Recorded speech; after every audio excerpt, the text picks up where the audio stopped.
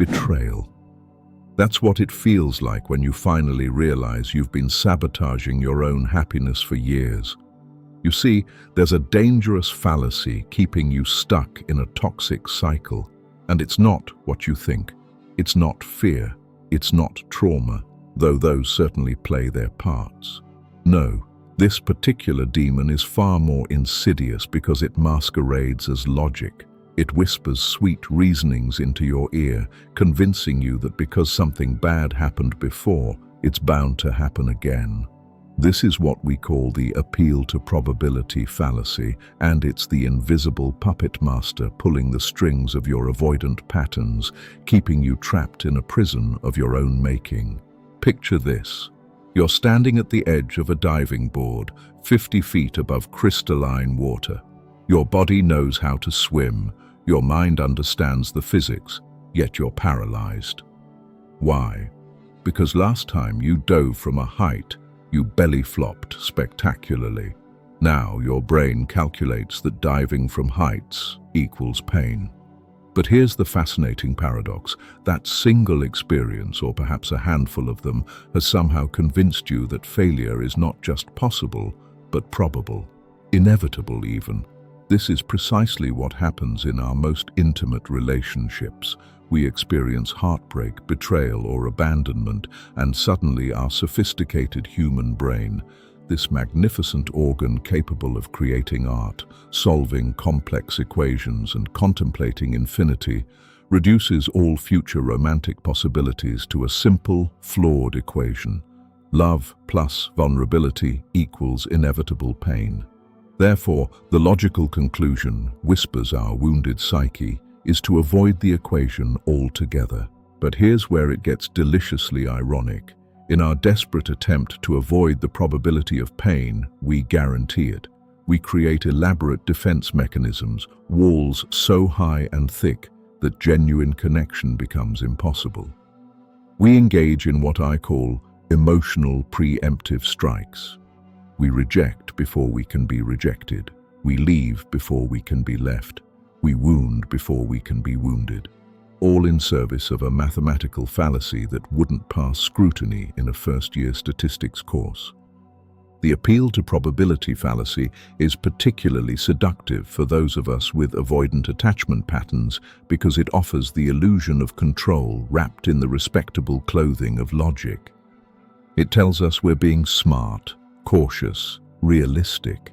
It congratulates us on learning from our mistakes while simultaneously ensuring we never actually overcome them.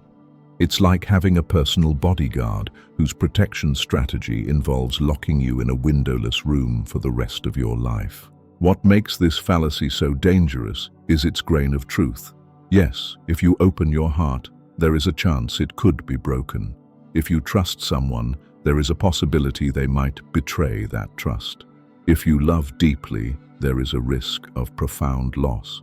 But, and this is crucial, the existence of risk does not equal the certainty of negative outcomes. Yet our pattern-seeking brains, especially those shaped by early wounds or repeated disappointments, struggle to distinguish between possibility and probability, between caution and paralysis. Throughout this exploration, we'll unpack how this fallacy operates in your daily life, often below the threshold of conscious awareness. We'll examine why your brilliant mind, so capable in other areas, continues to make this fundamental error in reasoning when it comes to relationships. More importantly, we'll discover how to recognize when you're falling into this trap and develop practical strategies to reclaim your agency in creating the connections you truly desire. Because the most tragic aspect of this fallacy isn't that it protects you from pain, it doesn't, but that it prevents you from experiencing the profound joy and growth that comes from authentic human connection. Let me share with you the story of Marcus, a man whose intellect could dissect complex legal arguments with surgical precision, yet found himself utterly baffled by his own behavior in relationships. Marcus came to see me after yet another promising connection had withered on the vine, and he was beginning to suspect that he might be the common denominator in these romantic failures. Marcus had been engaged once, 8 years prior, to a woman named Sarah whom he described as perfect on paper. They shared similar values, complementary goals, and genuine affection for one another. Yet, as their wedding date approached, Marcus found himself becoming increasingly critical, distant, cold. He began noticing flaws that hadn't bothered him before: the way she laughed too loudly at restaurants, her tendency to leave coffee cups unwashed, her excitement about planning their future together. By the time Sarah finally ended their engagement, citing his emotional unavailability, Marcus felt a confusing mixture of devastation and relief. "The strange thing," Marcus told me, his fingers drumming against his knee in that particular rhythm of barely contained anxiety, "is that I knew I was pushing her away. I could see myself doing it, like watching a film of someone else's life. Yet I couldn't seem to stop." His voice carried that particular tone of intelligent bewilderment, the sound of a mind that excels at solving external problems confronting its own internal contradictions. What followed were 6 years of what Marcus called serial almost relationships. He would meet someone intriguing, feel that initial spark of possibility, and engage with genuine enthusiasm for weeks or sometimes months. But invariably, as emotional intimacy deepened, Marcus would begin his unconscious campaign of sabotage. He'd become mysteriously busy with work, forget to return calls, or pick fights over inconsequential matters. Each relationship ended the same way, with confusion, hurt feelings, and Marcus wondering why he kept attracting women who couldn't handle a real relationship. The breakthrough came when Marcus described his most recent situation with remarkable clarity. "I met Judith at a conference 3 months ago. She's intelligent, independent, shares my passion for environmental law. We've had incredible conversations. The chemistry is undeniable, and for the first time in years, I found myself thinking about a future with someone. But last week, when she mentioned wanting to introduce me to her parents, I felt this wave of terror, not nervousness, not excitement, terror. And I realized I was already cataloging reasons why it wouldn't work out." Here was the appeal to probability fallacy in its full glory. Marcus's mind, shaped by the pain of his broken engagement, had concluded that serious relationships lead to inevitable disappointment. The fact that Sarah had left him became proof that all women would eventually leave him. His pattern of emotional withdrawal, which had actually caused most of his subsequent relationship failures, was interpreted as evidence supporting his original hypothesis rather than challenging it. "I keep telling myself I'm being realistic," Marcus continued, "that I'm protecting both of us from the pain of another failed relationship. But I'm starting to wonder if I'm just scared." The vulnerability in his admission was palpable, a crack in the armor of intellectual rationalization he'd been wearing for years. Marcus's story illustrates how the appeal to probability fallacy operates with particular cruelty in the realm of attachment. His brain had essentially decided that because one significant relationship ended painfully, all future relationships were statistically doomed. He'd unconsciously adopted a "why bother" approach to love, engaging just enough to feel the longing for connection while maintaining enough distance to confirm his pessimistic predictions. But here's where the story takes an interesting turn. During one of our sessions, Marcus made a casual comment about his approach to his legal practice that illuminated the inconsistency in his thinking. "I lost a major case early in my career," he mentioned, "a case I was certain I'd win. It taught me to prepare better, to anticipate counter-arguments, to never assume victory. That loss made me a better lawyer." I asked him why he applied one standard of learning to his professional life, where failure became fuel for improvement, and another to his personal life, where failure became evidence for futility. The silence that followed was profound. Marcus sat with this question for several minutes, and I could practically see the gears turning. Because, he finally said, losing a case hurts my pride. Losing someone I love, that threatens my survival. In that moment, Marcus had identified the core of his dilemma. His nervous system couldn't distinguish between emotional pain and physical danger, so it treated the possibility of heartbreak as if it were a tiger stalking him through the savannah. This realization didn't immediately solve Marcus's patterns, but it began the process of separating his authentic desire for love from his trauma-based fear of loss. He started to see how his appeal to probability thinking, serious relationships end badly, therefore this relationship will end badly, was not logical analysis, but rather his attachment system's misguided attempt at protection. Now, let's examine the practical steps to overcome this fallacy and reclaim your capacity for secure connection. The first and perhaps most crucial step is developing what I call probability literacy, the ability to distinguish between what's possible and what's likely, and more importantly, to recognize that neither possibility nor probability equals certainty. Start by conducting what I term a relationship audit.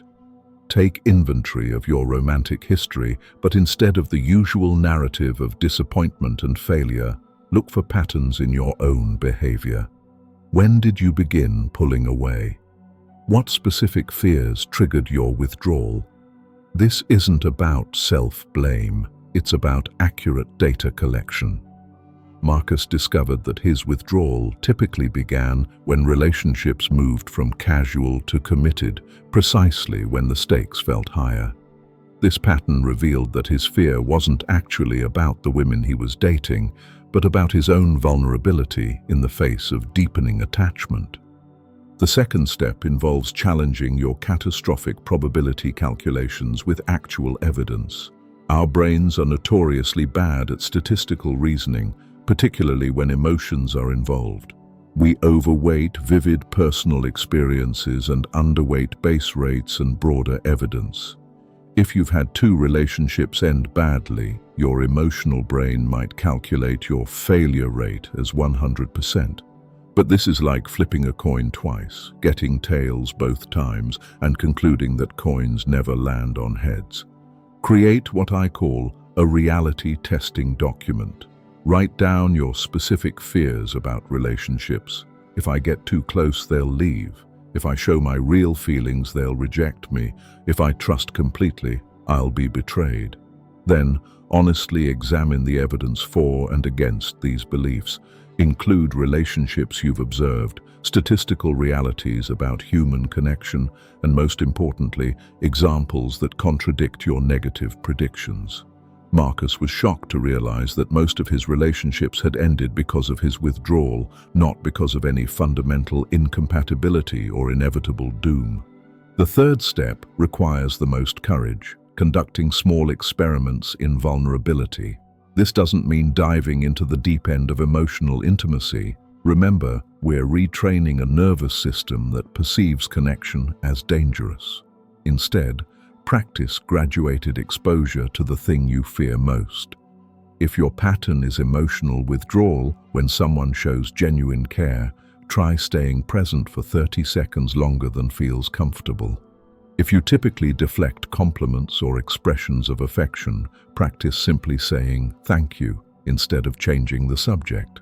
Marcus began by sharing one small fear or insecurity with Judith each week. Nothing overwhelming, just honest human moments. I was terrified she'd see these glimpses of my uncertainty as weakness and lose interest, he told me. Instead, she seemed to appreciate my honesty. It made our conversations deeper, more real.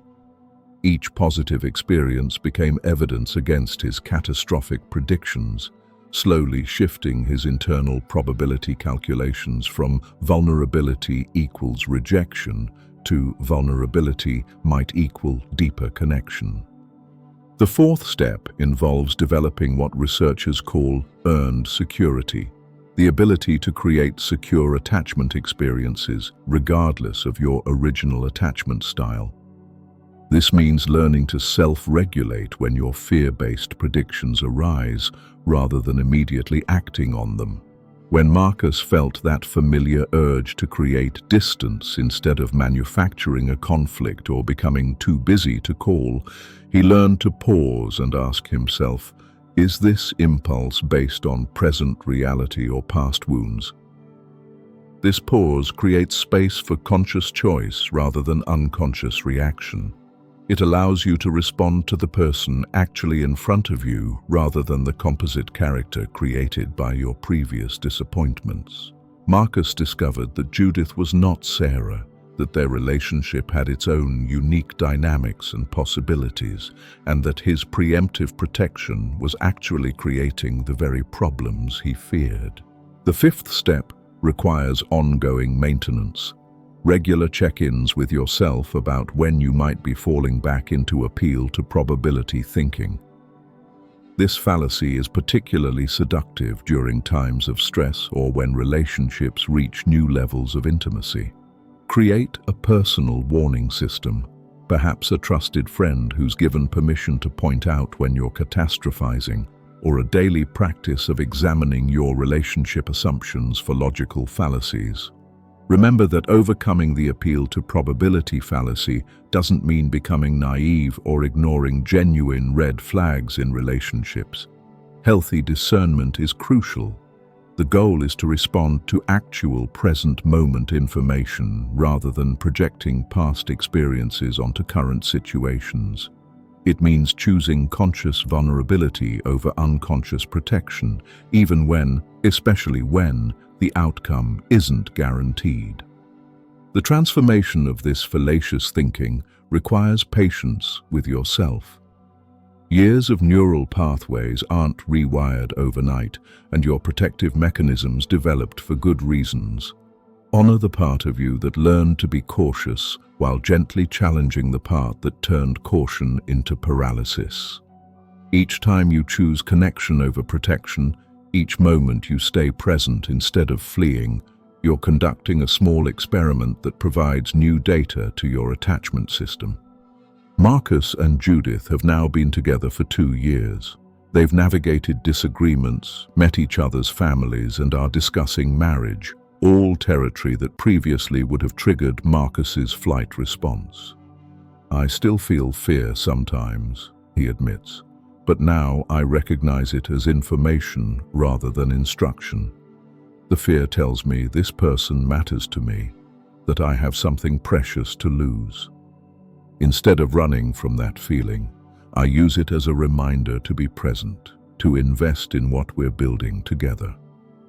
So here we stand at the end of our exploration, having traced the contours of one of the most sophisticated yet devastating tricks our minds play on us. The appeal to probability fallacy isn't just an intellectual error. It's a thief that steals years of potential joy, connection, and growth. It masquerades as wisdom while keeping us trapped in patterns that guarantee the very outcomes we fear most. The cruel irony is that in trying to avoid the possibility of pain, we ensure its certainty. We become so focused on protecting ourselves from hypothetical future wounds that we fail to notice the actual ongoing wound of isolation. We mistake loneliness for safety, emotional numbness for strength, and cynicism for intelligence. We convince ourselves that we're being realistic when we're actually being ruled by fear dressed up in logical clothing. But here's what I want you to understand with every fiber of your being. You are not doomed to repeat the past. Your previous experiences, however painful, are not binding contracts for your future. The fact that you've been hurt before doesn't make hurt inevitable. The probability that you'll experience disappointment again is not 100%, despite what your frightened nervous system might insist. Every day, millions of people take the risk of loving deeply and discover that their courage is rewarded. They find partners who stay when things get difficult, who see their flaws and choose them anyway, who grow alongside them rather than abandoning ship at the first sign of challenge. These aren't lucky people or naive romantics. They're individuals who've learned to distinguish between reasonable caution and paralyzing fear. Your task now is to begin the patient work of retraining your mind to see possibilities rather than just probabilities, to recognize that uncertainty is not the same as doom. Start small if you must. Share one vulnerable truth. Stay present for one difficult conversation. Resist the urge to flee when someone shows you genuine care.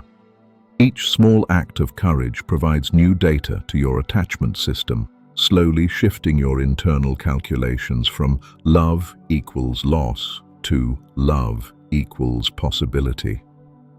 The person you could become, the one capable of deep, secure, lasting connection, already exists within you. They're not waiting for your past to be erased or your fears to disappear. They're waiting for you to stop letting probability dictate possibility, to stop allowing the appeal to probability fallacy to write the script of your romantic life. Remember Marcus's words, use your fear as information, not instruction. When you feel that familiar terror of vulnerability, let it remind you that you're approaching something precious rather than something dangerous. The very intensity of your fear might just be proportional to the depth of connection available to you. Your heart, despite its scars, despite its careful protective mechanisms, still knows how to love. Your capacity for joy hasn't been permanently damaged by past disappointments. The question isn't whether you deserve happiness. You do. The question is whether you'll allow the appeal to probability fallacy to continue stealing it from you, or whether you'll finally call its bluff and step into the uncertain, terrifying, magnificent possibility of true connection. The choice, as always, is yours. But choose knowing that the odds of finding love aren't determined by your past failures. They're determined by your present courage to remain open to what could be. If you believe this video might help someone dear to you, share it with them. A small gesture on your part could mean the world to a friend in need.